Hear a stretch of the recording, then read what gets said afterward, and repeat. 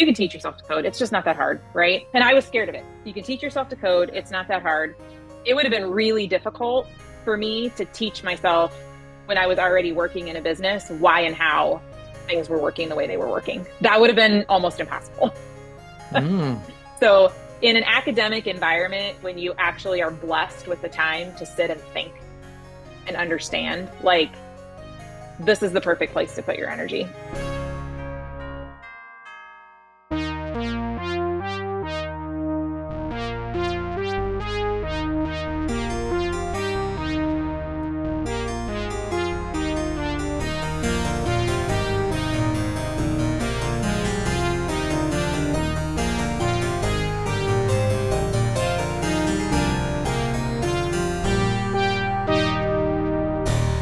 Greetings. Welcome to Eric's Angle, the podcast for Iowa State mathematics majors. I am your host, Eric Weber, chair of the mathematics department. Today's guest is Kira Barclay, and she has multiple degrees from Iowa State University, including a bachelor's degree with a double major in mathematics and sociology and a master's in statistics. She is founder and managing partner of Black Antler Advisory and Consulting. Please welcome Kira Barclay. Hi, Kira. Thanks for appearing on Eric's Angle. Yes, thanks for having me. I'm super excited to be here. Yeah. So tell us a little bit about your backstory. Oh man, it's a long backstory. I graduated from Iowa State with a undergraduate degree in math in 2004 and a master's degree in statistics in 2005. So I understand I'm among friends with this audience. Those of you that are studying math or thinking about studying math, whatever it might be. I started working for John Deere actually right out of college and was there for 20 years.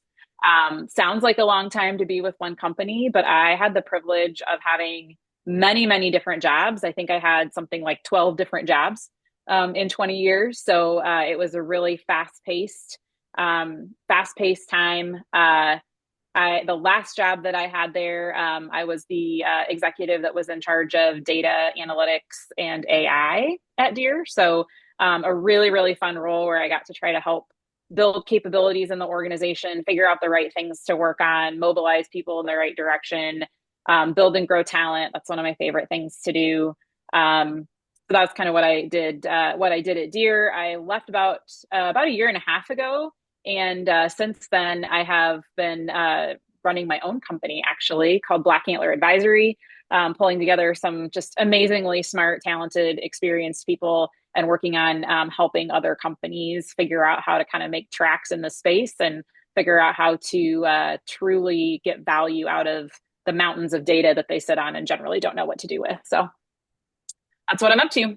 Hmm. So when you were a math major, what were you thinking about as far as a career trajectory, and how does it compare to what you're actually doing now? Yeah, that's a funny question too. So I would say, just to be totally honest, when I started as a math major, what I knew was that I really loved math. That's what I knew. Like it was a language that made sense to me.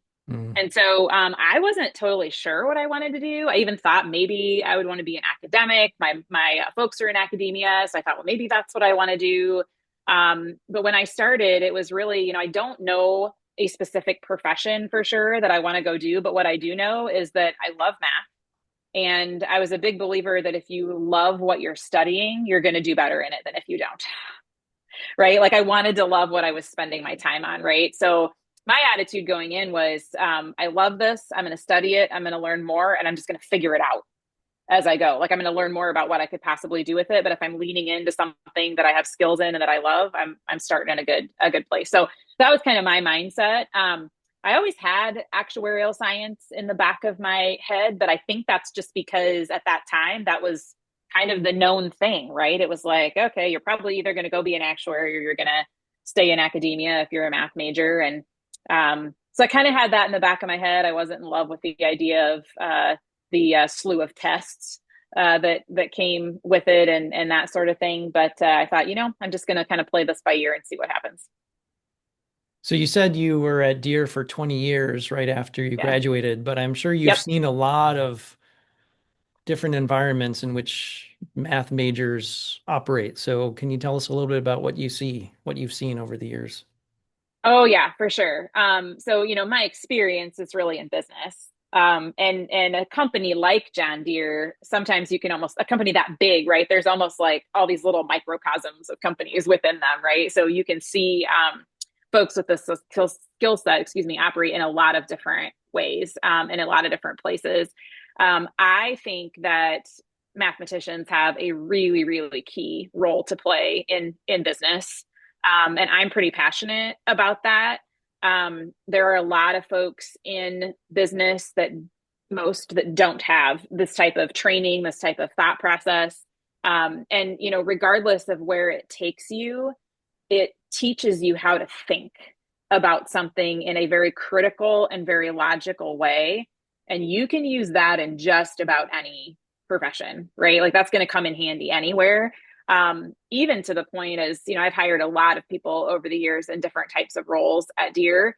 And it's very evident to me, even just when I'm interviewing somebody who's coming to the table with like a quantitative education versus who's coming to the table with a maybe more, not that it's bad, it's just different, right? But with a general business education or with an engineering education or things like that. So, or computer science is another one I see a lot. But it really is a different thought process. And I think the thought process is really, really valuable.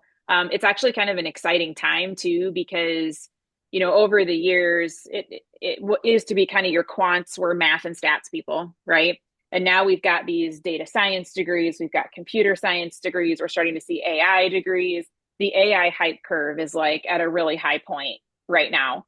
And people are getting trained to code and crank out numbers, right? Crank out insights. But it's not inference based anymore. It's not hypothesis based anymore. It's people are being taught on like raw compute, and it's almost, in my opinion, swinging too far that direction. So I think when you start talking about an education in something like math, statistics, where you're kind of learning a little bit of a foundational way of thinking, those are going to be some of the most valuable people in an organization coming up soon, because pretty much all your quants are code monkeys.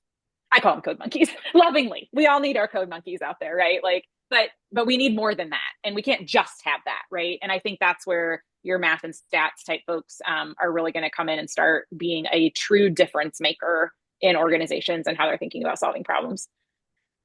Yeah, it's interesting you mentioned coding because, I think my perception is based on what I talk when I talk to students is they expect Mm-hmm.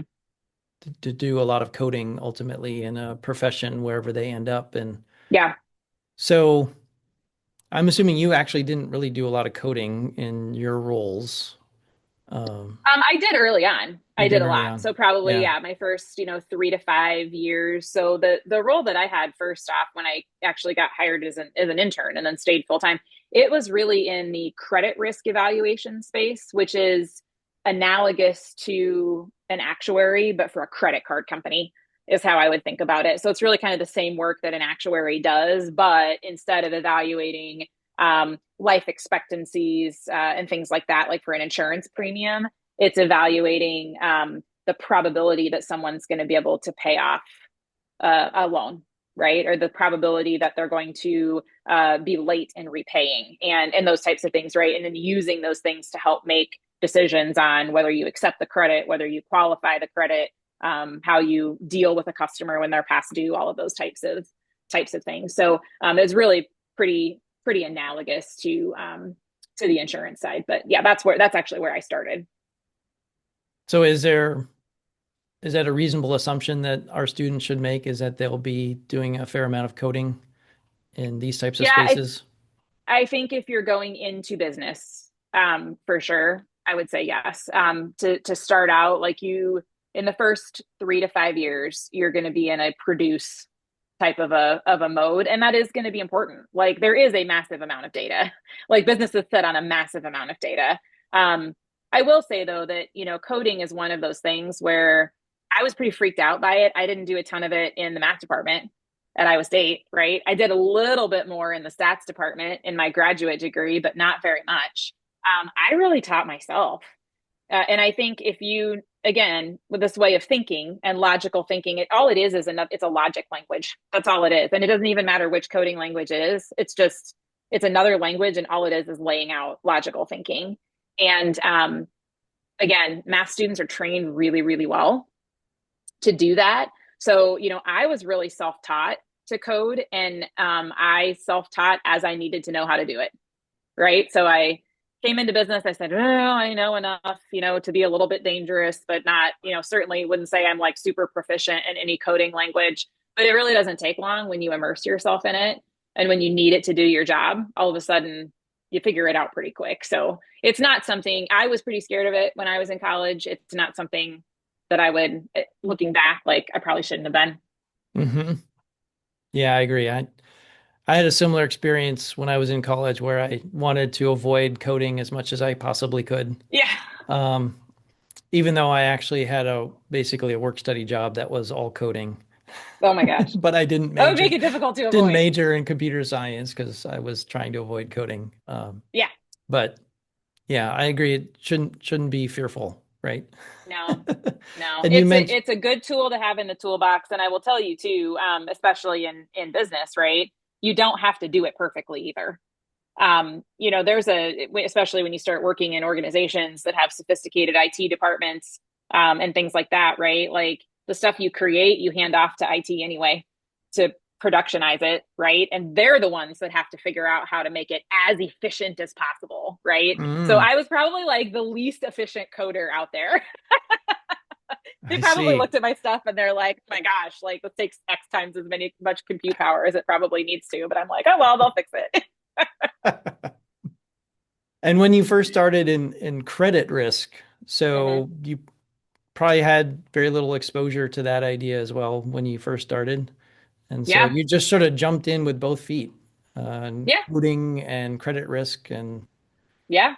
I here mean, I you had are. great teachers. Yeah, I mean, I had great teachers internally too in the company, and I actually started as an intern. So I got hired out at Iowa State as an intern, and so I kind of had that opportunity to go in for 3 months in the summer, between the 2 years of my graduate program, and that was actually when I fell in love with it, was as an intern. So I actually accepted a full time job upon graduation before I was even done with my internship. I was like, "Yep, this is what I want to do." I really, really, really loved the application of it. So yeah, I would also really encourage folks. Like, I was kind of iffy on the internship. Like, do I want to do that? Would I rather stay and take a couple classes? And what might I want to do over the summer? That the decision to take the internship was life changing, and I think it would have been whether I had continued at that company or not. You've mentioned AI a couple times. Mm-hmm. That's like really part of your purview, I think. Um, so you mentioned it, the growth curve or demand curve or whatever, Yep, hype curve. growing. What's that? Hype Hype curve. curve. Hype Yes, curve. Yes. it's a hype curve. Yes, because Yes. most of the time when people think they need AI, they actually don't. I'm like, Right. could we just solve this with a linear regression? I feel like that would be a lot easier. Hmm. Right. But so how are businesses trying to use AI, and how can mathematics training help them do it correctly, let's say? No, that is a great question. I could get going on like major pet peeves around this topic because I think actually, most of the time I was being somewhat flippant, but it's actually true. The whole like reason or logic behind a hype curve, right, is that it's something that's out there, it's in the news, it's like everybody knows that AI is this big thing and it's a new capability that we have. And so as a result of that, like what happens in the real world is, okay, all of a sudden all these executives start to get really excited and also scared. So it's both at the same time. They're excited and they're scared. They're probably a little more scared than they are excited, right? Because okay, here's this new capability coming in the world, and we don't know what we're supposed to do with it, right? But we do know that we could get left behind, and everybody's saying we could get left behind. And these really smart people we pay to advise us say that we could get left behind if we don't do something. So the reaction to that is we have to go do something, but they don't actually know what. They just say we have to go do something. So what this results in is companies hiring like innovation officers, AI officers, like all of these types of roles who are people that they put into place to say, we really need to go do something. Can you figure out what that is?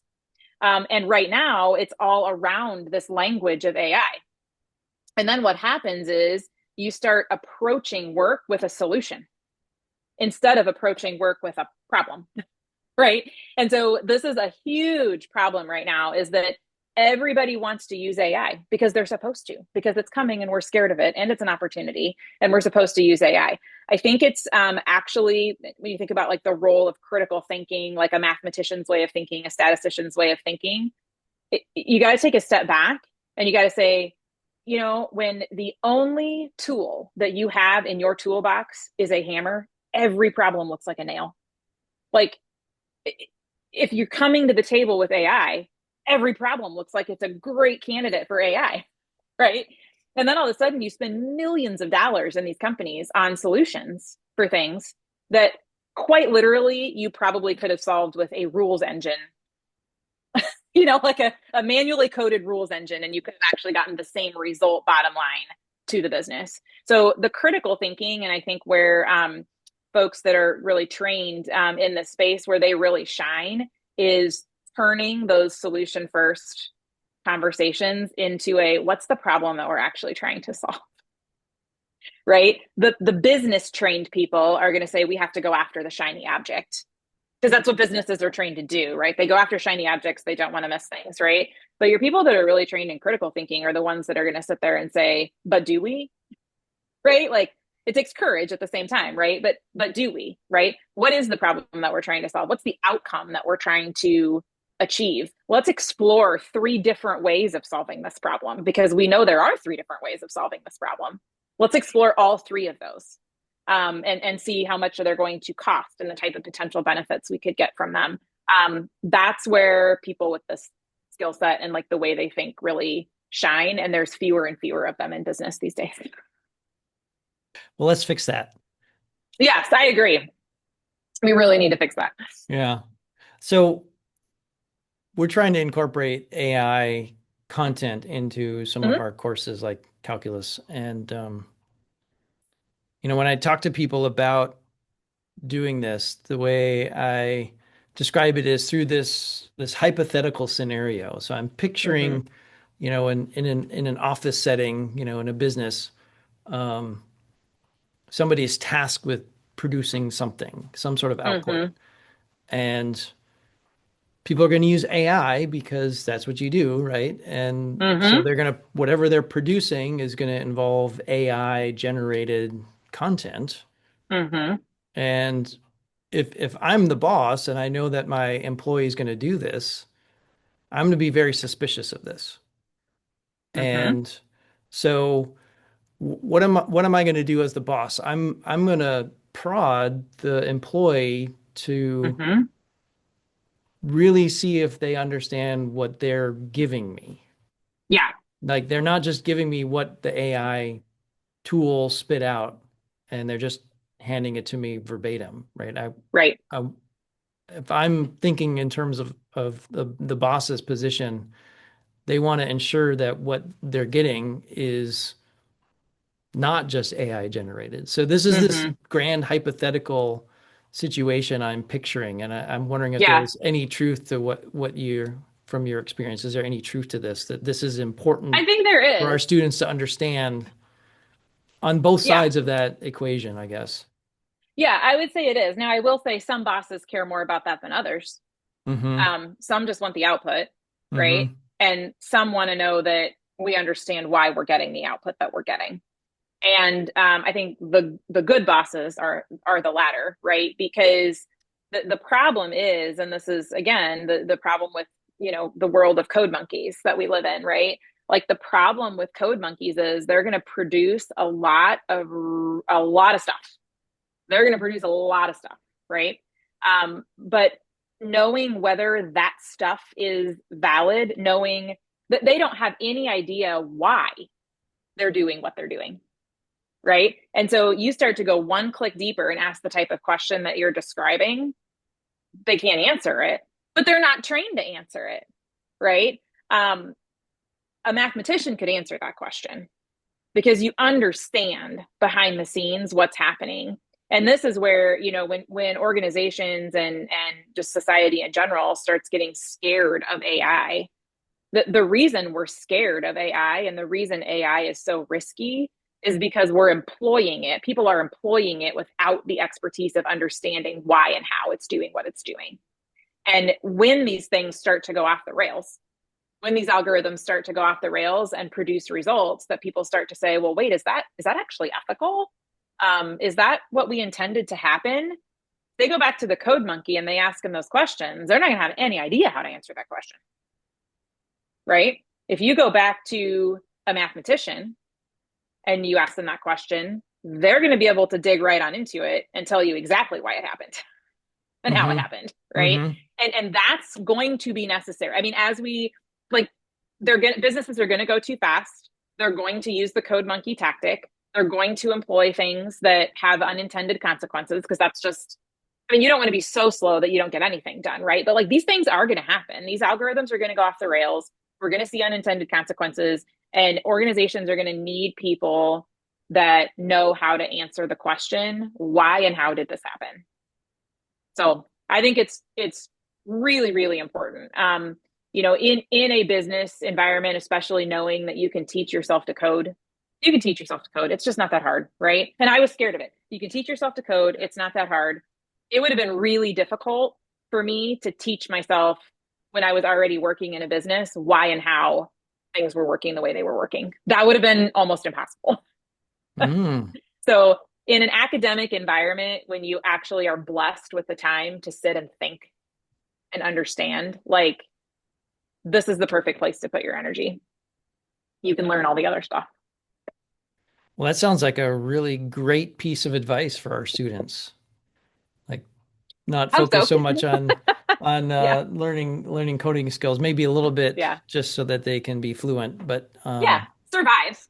Yeah. but Do you need to be the most efficient coder in the world? really No. understand the environment in Yeah. which this new world of AI, Hmm. understand the environment that they operate, and to some extent the black box, what's inside the black box of AI, so Yeah. that they can actually make those um, Yep. make those statements and answers and responses to the people Yeah. that need that. Yes, though the resources that can are the ones that will be indispensable very, very fast. Right now it's all about we got to add all the people that know how to do the AI, right? Because Mm-hmm. we got to do that, right? Mm-hmm. But pretty soon it's going to be the wait. Now we have to go find people that know why and how that's happened, Mm-hmm. and that's where there's going to be a shortage of those individuals. There already is, but it's going to be noticed more, I think, in the future, in the near future. Lots of opportunities for mathematicians There are a lot of opportunities for in mathematicians. business. Yes. Yes, yes, All absolutely. sorts of organizations are going to need mathematically trained individuals. Yes, Yeah. absolutely. I don't think that, part of the problem is, I shouldn't say problem, part of the challenge is they don't always know that they need mathematically trained individuals, by the way. And I think that's an interesting thing when you start thinking about hunting for jobs. I know that's always on the mind of a college student, right? Like, okay, Mm-hmm. I'm going to go get this training. I'm going to go learn something. And I got to think about, it's what I tell my kids. You got to think about what you're going to do with that. And are you going to be able to make a good living and all those types of things?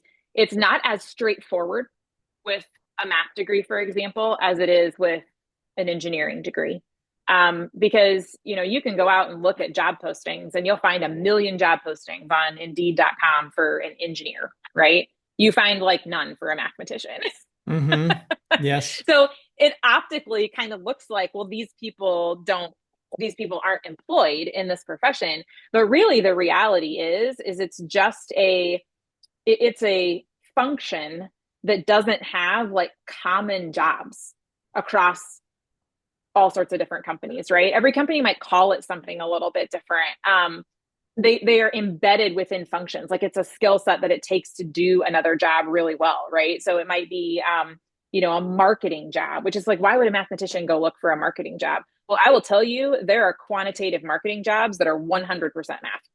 That's all they are is math. And but they might call it a marketing analyst Mm, or something like that, right? So yeah. you have to, you have to open your eyes a little bit wider and start looking in different functions.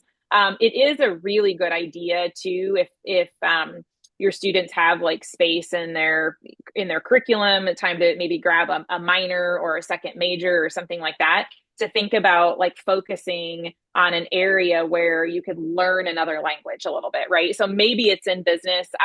I'm a big fan of the major in math and the minor in business, not the other way around. But maybe it's some area of business that you're particularly interested in.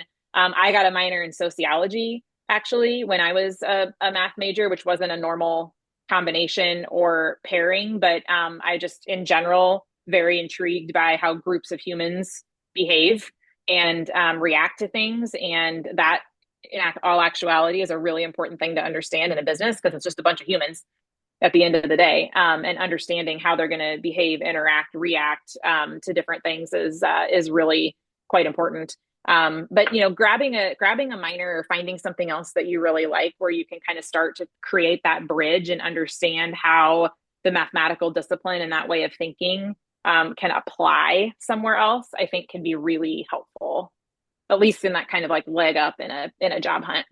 Mm. More great advice. Thank I you. hope so. I'm trying. Yeah, of course. Of course. Yeah. So this has been a wonderful conversation, Kira. I appreciate you Good. being on Eric's Angle. Yeah, I really appreciate being asked. If there's anything I can do to help you or any students, I'm findable on LinkedIn. I'm out there. I'm all over the place. Yes. So anyone can reach out at any time. Thanks again. Yeah, thank you.